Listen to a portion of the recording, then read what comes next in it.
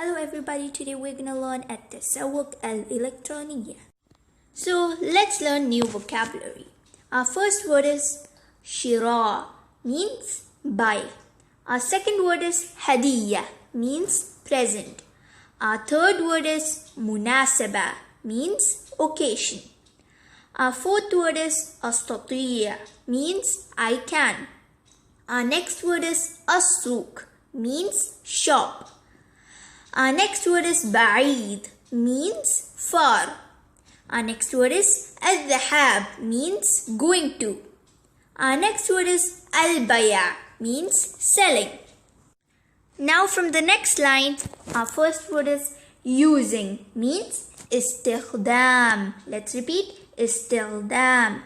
Our next word is التسوق الإلكتروني, means online shopping.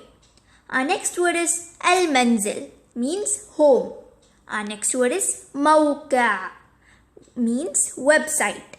Our next word is المبلغ, means amount. Our next word is درهم, which means dirham. الملابس means cloth. And our last word, discount, means خصم. Thank you, bye, مع السلامة, see you in my next video.